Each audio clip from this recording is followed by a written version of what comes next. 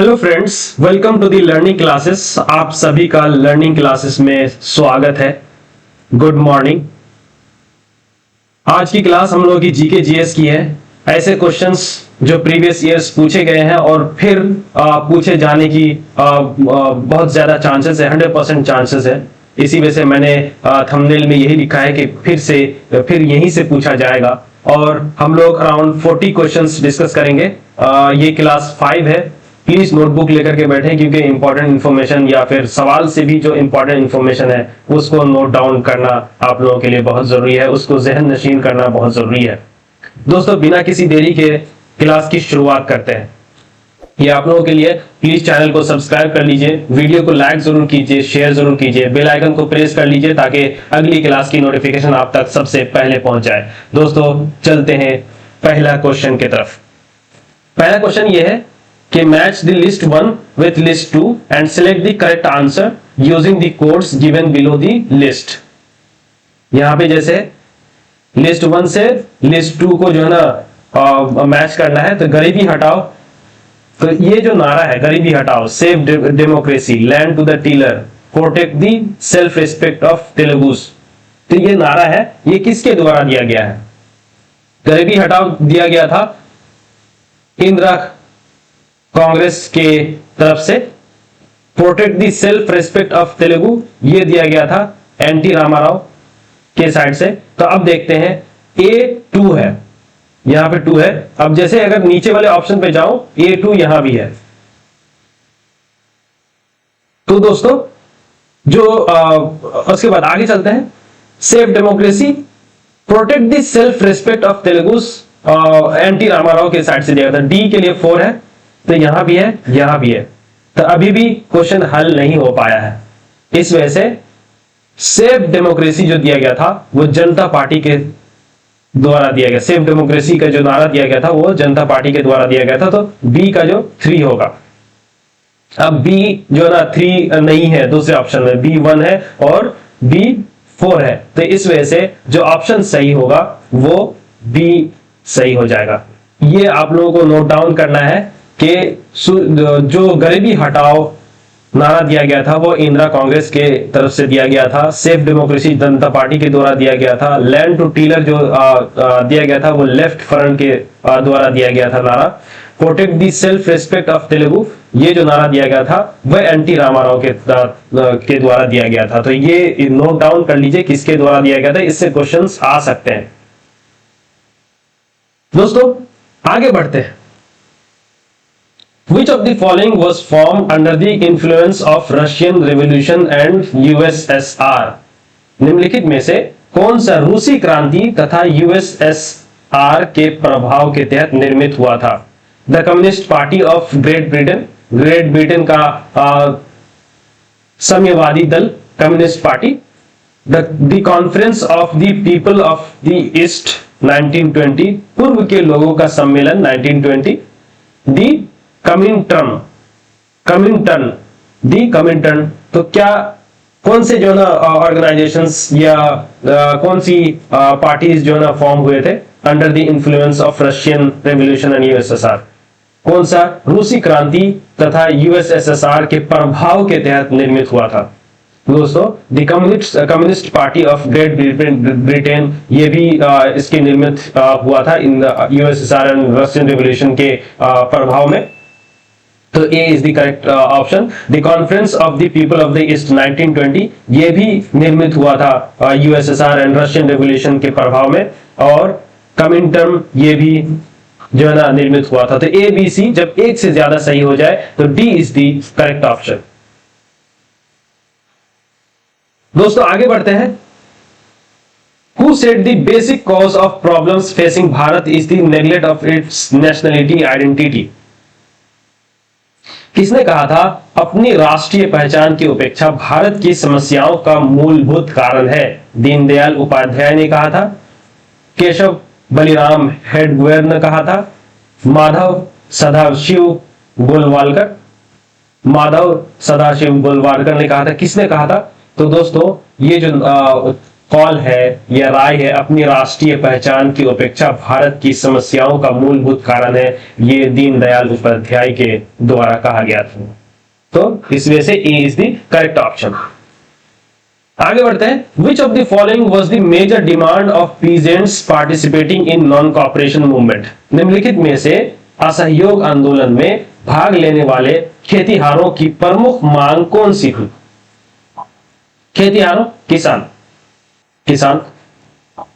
तो असहयोग आंदोलन जो हुआ था उसमें भाग लेने वाले जो किसान थे उनकी प्रमुख मांग क्या क्या क्या थी? रिडक्शन ऑफ रेवेन्यू, राजस्व में कमी, एबोलिशन ऑफ बेगार, बेगार का उन्मूलन, एबोलिशन मैंने खत्म करना, बेगार कहते हैं काम करवा करके पैसा ना देना, जबरदस्ती काम करवा लेना और फिर उसका पैसा भी ना देना, बेगार कहते हैं।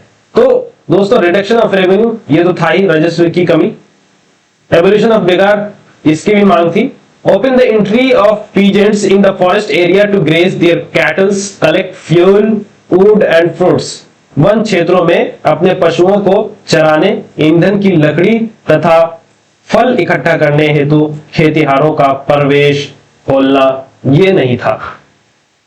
एक और इंपॉर्टेंट जो है ना डिमांड था उनका जो यहाँ पे मेंशन नहीं है, तो जब हम लोग डिटेल में पढ़ेंगे असहयोग आंदोलन तो उसमें हम लोग डिस्कस करेंगे। तो रिडक्शन ऑफ रेवेन्यू ये जो ना ये तो मांग था ही। एबोलिशन ऑफ बेगार ये भी मांग था, राजस्व की कमी, बेगार का उन्मूलन।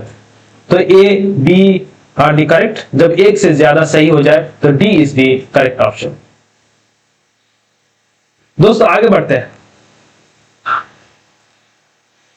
Montesquieu proposed a division of powers within the government between legislature, executive and judiciary in which of the following books by him? Montesquieu ने सरकार के अंतर्गत विधायिका, कार्यपालिका और न्यायपालिका के मध्य शक्तियों का विभाजन निम्नलिखित में से अपनी किस पुस्तक में प्रस्तावित किया था? The Spirit of Laws, The Spirit of the Law, My Thoughts, Letters,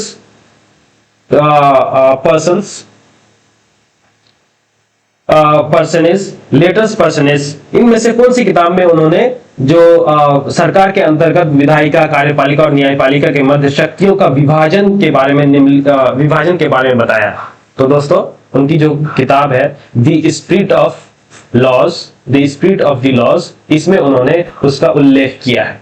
इस वजह से A is the correct option. आगे बढ़ते हैं।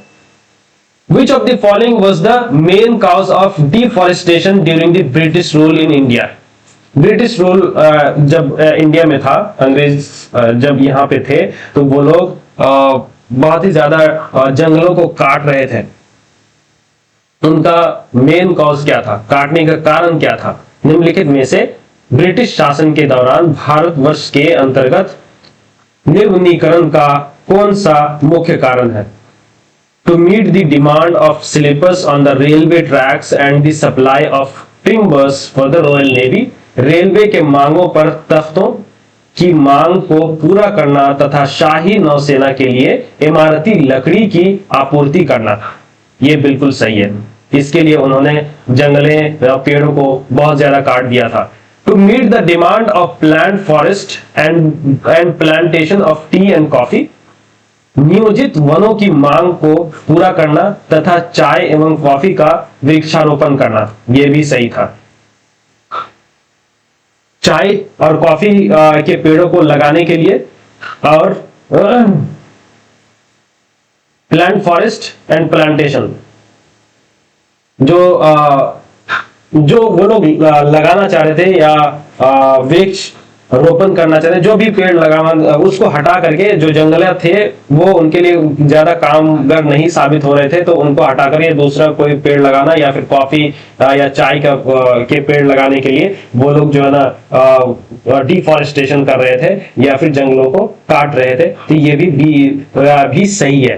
To improve land to meet the demand of expanded cultivation, विस्तारित खेती की मांग को पूरा करने के लिए भूमि को उन्नत करना।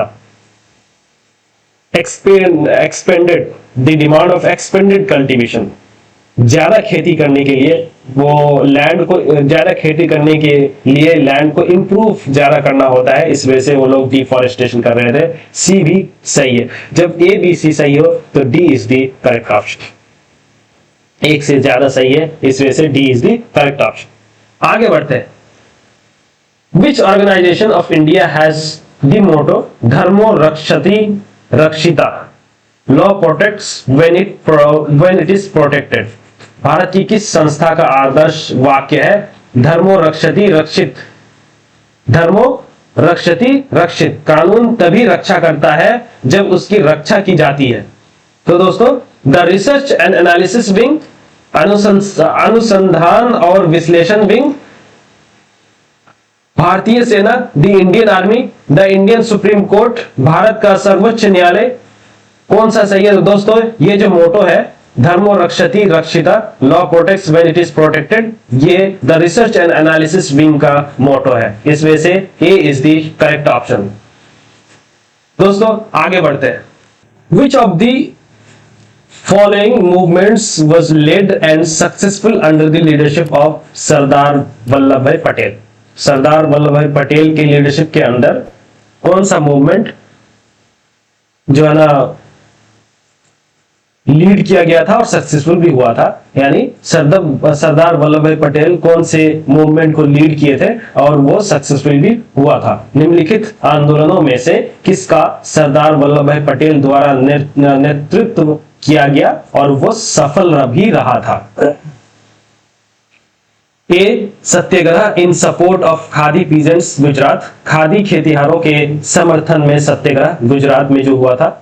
या B, satyagraha of workers of cotton mills Ahmedabad Gujarat, कपास मिलों के कर्मचारियों का सत्याग्रह अहमदाबाद गुजरात में जो हुआ था। या सी, सत्याग्रह ऑफ बरदोली गुजरात, बरदोली सत्याग्रह गुजरात। उपरोक्त में से एक से अधिक या उपरोक्त में से कोई नहीं। तो दोस्तों, सरदार वल्लभ भाई पटेल के नेतृत्व में जो सत्याग्रह हुआ था गुजरात में और सक्सेसफुल भी हुआ था, वो था satyagraha of Bardoli, Bardoli satyagraha Gujarat. C is the correct option. दोस्तों, आगे बढ़ते हैं। With reference to India and Great depression started in 1929, great depression started in 1929 में जो फाइनेंशियल क्राइसिस आया था उसे बोलते हैं 1929 का जो फाइनेंशियल क्राइसिस है। विच of the following statement is correct? Bharat और 1929 में प्रारंभ हुई महामंदी के संदर्भ में निम्नलिखित में से कौन सा कथन सही है? The depression adversely affected Indian trade, मंदी ने भारतीय व्यापार को प्रतिकूल रूप से प्रभावित किया। ये सही है, प्रभावित तो किया था। जब महामंदी होगा तो भारतीय व्यापार में भारत क्या पूरे वर्ष में या पूरे वर्ल्ड में जो जितने भी देश हैं सबके जो व्यापार है उसमें प्रभाव आएगा। B, the depression adversely affected Indian peasants, farmer, export and import, मंदी ने भारतीय खेतिहारों, किसानों, आयात एवं निर्यात को प्रतिकूलता से प्रभावित किया था। जरूर, जब महामंदी आएगा, महामंदी जब होगी और फाइनेंशियल क्राइसिस जब आएगा तो जो एक्सपोर्ट और इंपोर्ट होगा उसमें भी जो है ना प्रभाव पड़ेगा, क्योंकि जो है ना उस पे ज्यादा महंगा हो जाएगा और फार्मर्स के लिए बहुत दिक्कत हो जाएगी। जो है ना उनका जो फसलें होंगी वो अच्छे से जो है ना खरीदा नहीं जाएगा। तो ये सारा कुछ प्रभाव जो है ना पड़ता है। तो इस वजह से बी भी सही है। The impact of depression on India indicates that how integrated the global economy had become by early 20th century. मंदी का भारत पर प्रभाव संकेत करता है कि 20वीं सदी के प्रारंभ में विश्व अर्थव्यवस्था कैसे एकीकृत हो गई थी। ये भी सही है। जब भारत पर प्रभाव पड़ता है तो भारत एक मजबूत जो है ना फाइनेंशियल इकोनॉमिक मजबूत इकोनॉमी जो है ना मजबूत थी भारत की उस वक्त। तो जब इस पर प्रभाव पड़ेगा तो उससे पता चलता है कि ग्लोबल इकोनॉमी भी कितना प्रभाव पड़ा होगा उस वक्त। तो इस वजह से सी भी सही है। तो ए बी सी एक से ज्यादा जब सही हो तो हमारा जो डी ऑप्शन है वो सही हो जाएगा। दोस्तों आगे बढ़ते हैं। The validity of the order of the government of India of 13 August 1990 for the reservation to socially and educationally backward classes was decided in which of the following years? सामाजिक तथा शैक्षणिक रूप से पिछड़े वर्गों के आरक्षण के लिए भारत सरकार के 13 अगस्त 1990 के आदेश की वैधता निम्नलिखित में से किस वर्ष निर्णीत हुई थी? तो दोस्तों जो साल था वो 1992 था। तो इस वजह से B is the correct option. जो हमारा सामाजिक या एजुकेशनली जो बैकवर्ड क्लासेस या बैकवर्ड लोग थे उनको आरक्षण के लिए जो 13 अगस्त 1990 का जो आदेश था उनको वैधता कब मिला था? वो 1992 को मिला था। आगे बढ़ते हैं। एज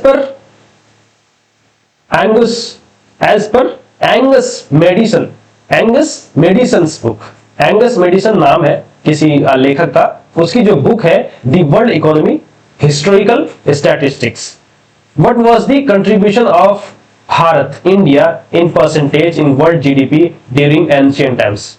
यानी एंगस मेडिसन की पुस्तक the world economy historical statistic के अनुसार प्राचीन काल में भारत का विश्व जीडीपी में कितने प्रतिशत का अंशदान था? यानी एंशिएंट इंडिया में जीडीपी जितना भी रहा होगा उनमें से कितना परसेंटेज भारत का था, भारत का कंट्रीब्यूशन था, उनमें कितना परसेंटेज भारत का कंट्रीब्यूशन था? और वो चीज जो है ना इनकी किताब में लिखी हुई थी, वो कितना परसेंट था? 32%, 20%, 12%। तो दोस्तों जो एंगस मेडिसन की जो पुस्तक है the world economy historical statistic के अनुसार के में ये लिखा हुआ है कि प्राचीन काल में भारत का विश्व जीडीपी में जो कंट्रीब्यूशन था वो 32% था। इस वजह से A is the correct option. आगे बढ़ते हैं। Match the list 1 with list 2। The special marriage act कब हुआ था? स्पेशल मैरिज एक्ट जो पास हुआ था वो 1954 को हुआ था।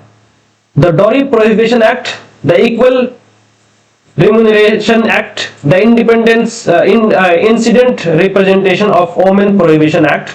तो ए जब बी के साथ ए जब 2 के साथ हो गया, तो अगर हम देखते हैं जो ए 2 के साथ जब हो गया तो ए के साथ 2 और दूसरे ऑप्शन में है नहीं, तो इस वजह से ए सही हो जाएगा। तो बी जो होगा द डॉरी प्रोहिबिशन एक्ट जो है वो 1961 को पास हुआ था। उसी तरह जो equal remuneration act, remuneration equal remuneration जिसको समान पारिश्रमिक अधिनियम जिसको बोलते हैं, जो स्पेशल मैरिज एक्ट कहते हैं, विशेष विवाह अधिनियम जो हुआ था वो एक्ट अधिनियम जो आया था वो 1954 को आया था। उसी तरह दहेज निषेध अधिनियम जो आया था वो 1961 को आया था। समान पारिश्रमिक अधिनियम जो आया था वो आया था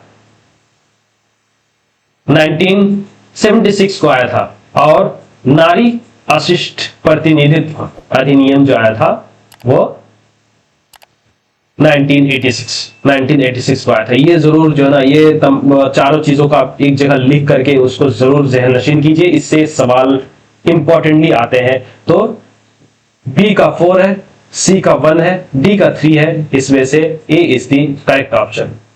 ए इज द करेक्ट ऑप्शन। इसी तरह यहाँ पे डॉरी प्रोहिबिशन जो एक्ट आया था वो 1961 को आया था। इक्वल रिम्यूनरेशन जो एक्ट आया था वो जो आया था 1976 को आया था। और independence incident indecent representation of women prohibition जो एक्ट आया था वो 1986 को आया था। दोस्तों आगे बढ़ते हैं। Which of the following basic values was accepted by all leaders much before the Constituent Assembly met to deliberate on the Constitution of India? निम्नलिखित में से कौन सा बुनियादी मूल्य सभी नेताओं द्वारा भारत के संविधान पर विचार विमर्श हेतु संविधान निर्मातृ सभा के मिलने से बहुत पहले ही स्वीकार कर लिया गया था। द यूनिवर्सल एडल्ट फ्रेंचाइज, ये भी स्वीकार किया गया था। सार्वभौम वयस्क मताधिकार, be the right of freedom and equality, स्वतंत्रता और समानता का अधिकार। The protection of rights of minorities, अल्पसंख्यकों के अधिकारों का संरक्षण। तो दोस्तों इसमें जो बुनियादी मूल है, जो सभी नेताओं द्वारा भारत के संविधान पर विचार विमर्श के लिए संविधान नेतृत्व सभा के मिलने से बहुत पहले ही स्वीकार किया गया था, वो ये ABC तीनों ही स्वीकार किया गया था। Universal adult franchise, right of freedom and equality, protection of rights of minority, तीनों। सार्वभौम वयस्क मताधिकार, स्वतंत्रता और समानता का अधिकार, अल्पसंख्यक के अधिकारों का संरक्षण, तीनों जो मूल है वो तीनों मूल को स्वीकार किया गया था। इस वजह से जब एक से ज्यादा सही हो जाए तो हमारा D option is the correct option. आगे बढ़ते हैं। Who wrote the book the Beautiful Tree, indigenous Indian education in the 18th century. ये जो बुक है पुस्तक the Beautiful Tree, indigenous Indian education in the 18th century, किसने लिखी? धर्मपाल, तिलक, गांधी। तो दोस्तों ये जो किताब जो लिखी गई है वो धर्मपाल के द्वारा लिखी गई है, तो इस वजह से A is the correct option. आगे बढ़ते हैं। Which of the following is assured mainly by the fraternity in the preamble of the Constitution of India? Bharatvarsh के संविधान की प्रस्तावना में बंधुत्व निम्नलिखित में से मुख्यतः किसे आश्वासित करता है? जो फ्रैटर्निटी है प्रेम्बल में, वो किसे निम्नलिखित में से किसे आश्वासित करता है? द डिग्निटी ऑफ इंडिविजुअल, व्यक्ति की गरिमा, इसको भी आश्वासित करता है, सही है। The unity and integrity of the nation, देश की एकता एंड अखंडता, इसको भी जो है ना आश्वासित करता है, तो बी भी सही होगा। The justice, liberty and equality of citizen, नागरिकों के न्याय, उनकी स्वतंत्रता एवं समानता, इसे भी जो है ना आश्वासित करता है। जो फ्रैटर्निटी यूज हुआ है प्रेम्बल में, कॉन्स्टिट्यूशन के प्रेम्बल में, तो जब एक से ज्यादा सही हो जाए तो हमारा D is the correct option. आगे बढ़ते हैं।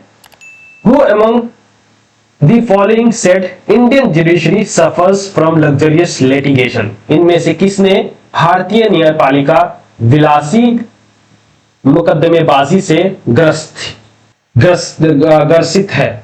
दोस्तों मैं माफी चाहूंगा, मेरी जो हिंदी है थोड़ी सी कमजोर है, अगर लिखने या पढ़ने में अगर कोई गलती हो जाए तो प्लीज उसको नजरअंदाज कीजिएगा, लेकिन मैं जो सही कॉन्सेप्ट है उसको मैं क्लियर करने की जरूर कोशिश करूंगा।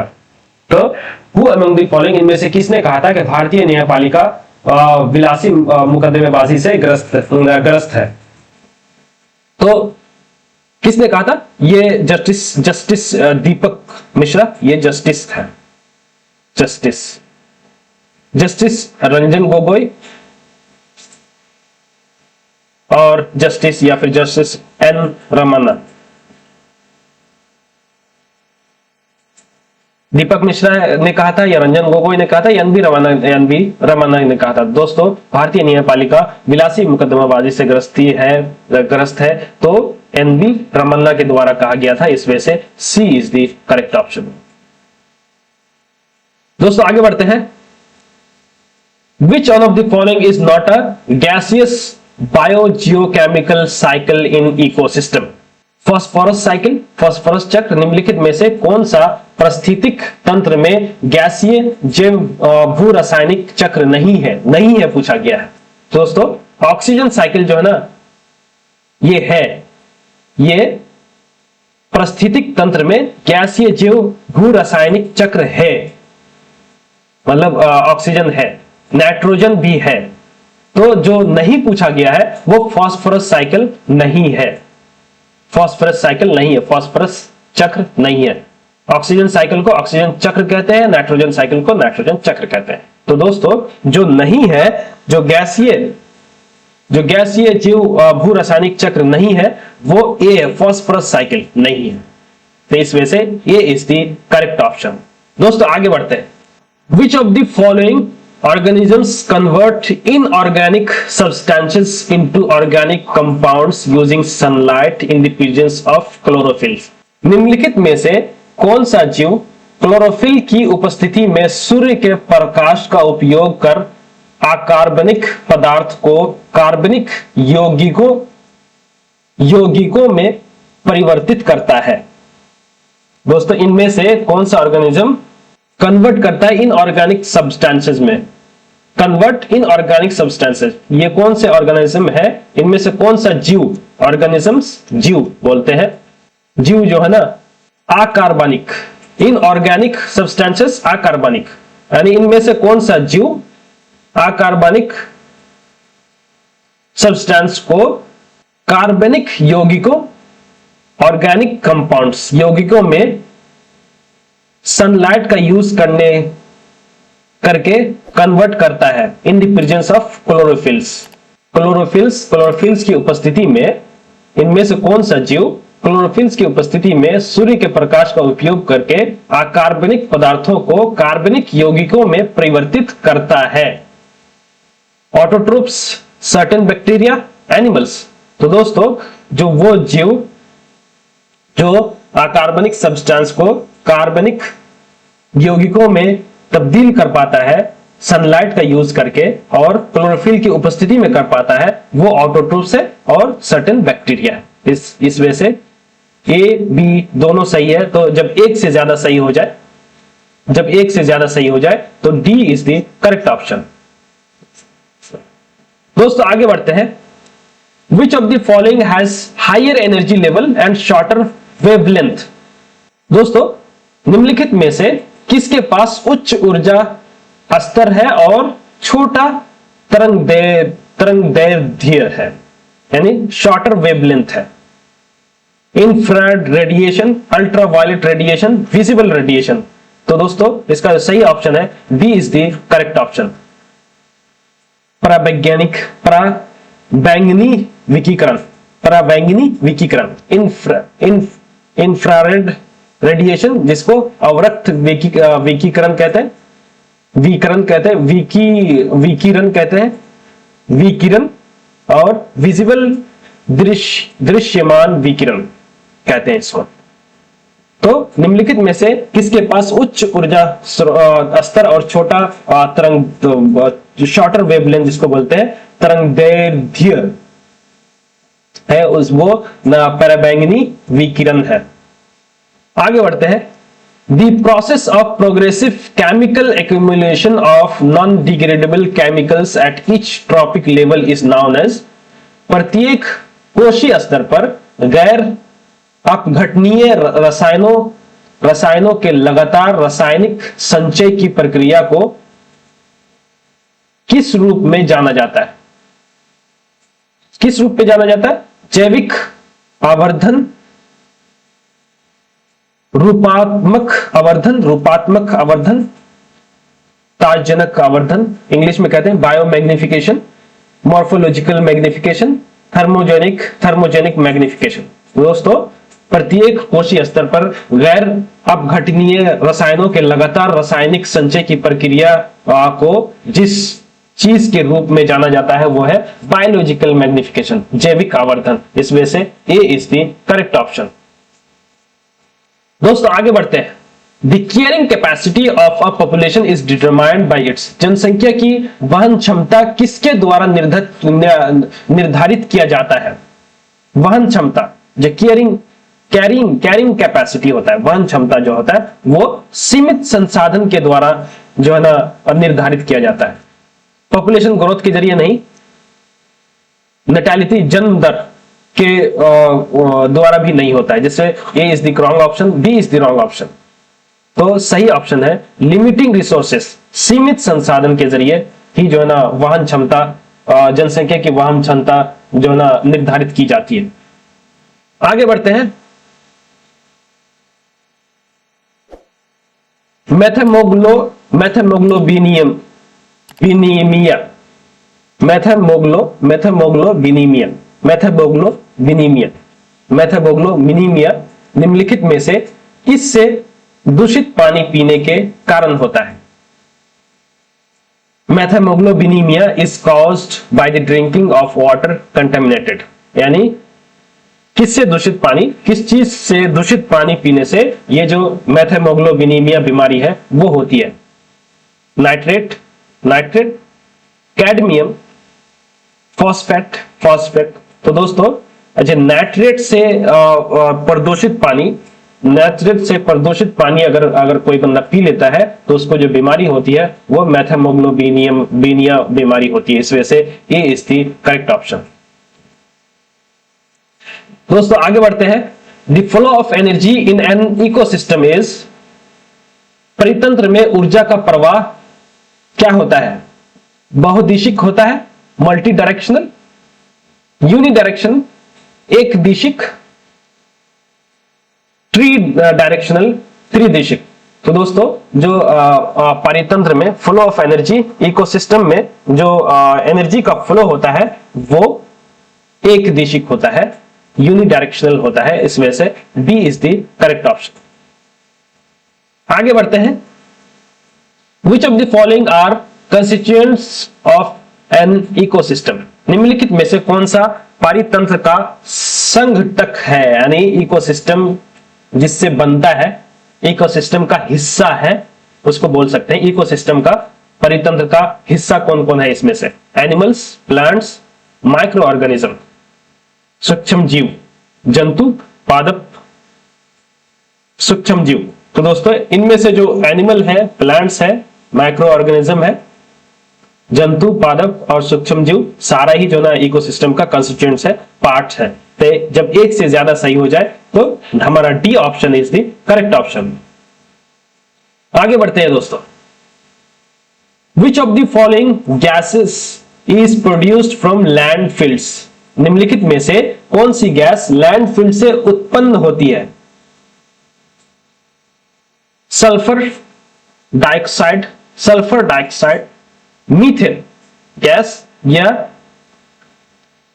लिक्विड पेट्रोलियम गैस, तरल पेट्रोलियम गैस। इनमें से कौन सा गैस जो है ना लैंडफिल से, ये जो लैंडफिल है वहां से उत्पन्न होते हैं या लैंडफिल से उत्पन्न होते हैं? तो यह मीथेन है दोस्तों। तो B is the correct option. Landfill से मीथेन गैस का उत्पादन होता है, उत्पन्न होता है। तो इस वजह से बी हमारा सही ऑप्शन है। आगे बढ़ते हैं।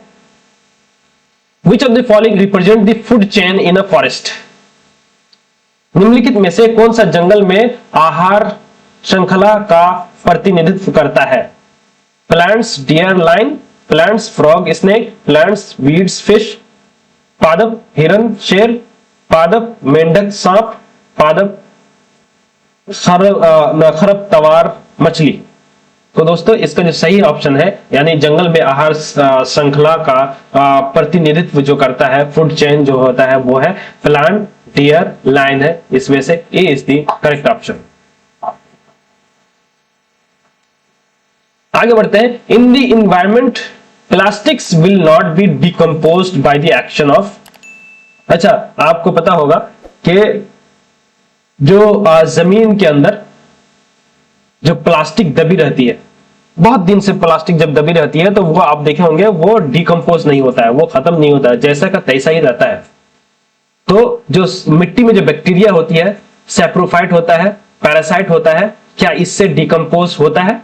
In the environment plastic will not be decompose by the action. तो इनमें से किससे जो है ना डिकम्पोज नहीं होगा? तो बैक्टीरिया से भी जो ना प्लास्टिक डिकम्पोज नहीं होता है। सैप्रोफाइट, मृतोपजीवी जो है, इससे भी जो ना डिकम्पोज नहीं होता है। पैरासाइट से भी जो ना प्लास्टिक डिकम्पोज नहीं होता है। तो प्लास्टिक जो है ना जल्दी से डिकम्पोज मिट्टी के अंदर होता ही नहीं है। तो इस वजह से ए, बी, सी जब एक से ज्यादा सही हो जाए तो हमारा जो ऑप्शन है D is the correct option. D is the correct option. आगे बढ़ते हैं दोस्तों। Branching series in a food chain is called, आहार श्रृंखला में शाखन, जो आहार श्रृंखला में शाखान्वित श्रृंखला को क्या कहा जाता है? The branching series in a food chain branching जो सीरीज है, फूड चेन में जो ब्रांचिंग सीरीज है, यानी आहार श्रृंखला में जो शाखान्वित श्रृंखला है, उसको वो क्या कहा जाता है? उसको फूड सिस्टम कहा जाता है, आहार तंत्र, फूड लेवल, आहार स्तर, फूड वेब, आहार जाल। तो दोस्तों जो ब्रांचिंग सीरीज है वो फूड चेन में, उसे फूड वेब कहा जाता है। इस वजह से C is the correct option. आगे बढ़ते हैं दोस्तों। The green plants capture percentage of the sunlight energy and convert it into food energy. हरे पौधे सूर्य के प्रकाश की ऊर्जा का कितना परसेंट ग्रहण करते हैं और उसे खाद्य ऊर्जा में परिवर्तित करते हैं? हरे पौधे, द ग्रीन प्लांट, जो कितने परसेंट ऑफ सनलाइट जो है ना कैप्चर करते हैं और उसे फूड एनर्जी में कन्वर्ट कर देते हैं? तो दोस्तों वह 1%, 5, 2%, 1%। तो हरे पौधे जो सूर्य का प्रकाश जो ना खींच करके, सूर्य का जो परसेंटेज खींच करके जो उसे खाद्य ऊर्जा में जो परिवर्तित करते हैं, वो 1% सनलाइट का ही जो ना यूज करते हैं, कैप्चर करते हैं। तो इसमें से C is the correct option. आगे बढ़ते हैं। The Chipko movement was strengthened under the leadership of. किसके लीडरशिप में चिपको मूवमेंट जो है ना को मजबूती मिली थी? किसके नेतृत्व में चिपको आंदोलन को मजबूती मिली थी? अमृता देवी बिश्नोई, मेधा पाटकर, सुंदरलाल बहुगुणा। तो दोस्तों चिपको मूवमेंट को जिसकी लीडरशिप में मजबूती मिली थी वो है सी, सुंदरलाल बहुगुणा। सुंदरलाल बहुगुणा की नेतृत्व में चिपको मूवमेंट को मजबूती मिली थी। चलते हैं नेक्स्ट क्वेश्चन की तरफ। Are the present in the first trophic level in the food chain? What are, कौन सी चीजें जो ना first trophic level food chain के फर्स्ट ट्रॉपिक लेवल में पाया जाता है? आहार श्रृंखला में प्रथम पोषी स्तर का मौजूद होते हैं। कौन सी चीज आहार श्रृंखला में प्रथम पोषी स्तर पर मौजूद होते हैं? Autotrophs, primary consumers, tertiary consumers, more than one of the above, none of the above. स्वपोषी, प्राथमिक उपभोक्ता, तृतीय उपभोक्ता, उपर्युक्त में से एक से अधिक या उपर्युक्त में से कोई नहीं। तो दोस्तों ऑटोट्रोप्स जो है स्वपोषी आहार श्रृंखला में प्रथम पोषी स्तर पर मौजूद होते हैं, जो स्वपोषी होता है, ऑटोट्रोप्स। इस वजह से A is the correct option. दोस्तों ये हम लोगों का लास्ट क्वेश्चन था। अभी हम लोग की ये क्लास जो ना खत्म हो चुकी है। अगली क्लास, जैसे कि मैंने पिछली क्लास में बताया था कि हम लोग 1 by 1 क्लासेस करेंगे। उर्दू ग्रामर की क्लास होगी, फिर उर्दू नज्म व नस्र की क्लास, फिर जीके जीएस की क्लास होगी, फिर चौथे में होगा करंट अफेयर्स की क्लास होगी। तो एक दिन जब ग्रामर की क्लास हो जाए तो फिर उर्दू लिटरेचर की क्लास होगी, फिर जीके जीएस, फिर करंट अफेयर्स। इस तरह 1 by 1 हम लोग करेंगे। एक दिन में एक ही क्लास हम ले पाएंगे, क्योंकि मैं भी थोड़ा कुछ चीजों में बिजी रहता हूं। इस वजह से मुझे पूरा दिन नहीं मिलता है क्लासेस लेने के लिए। मैं इसके लिए माफी चाहता हूं, लेकिन यह है कि मैं पूरी कोशिश करूंगा कि जो उर्दू की जो तैयारी है, उर्दू की तैयारी, उर्दू जीके एंड जीएस की तैयारी मैं आप लोगों को एग्जाम से पहले जरूर कंप्लीट करने की पूरी कोशिश करूंगा। दोस्तों मिलते हैं अगली क्लास में, तब तक के लिए बहुत बहुत शुक्रिया।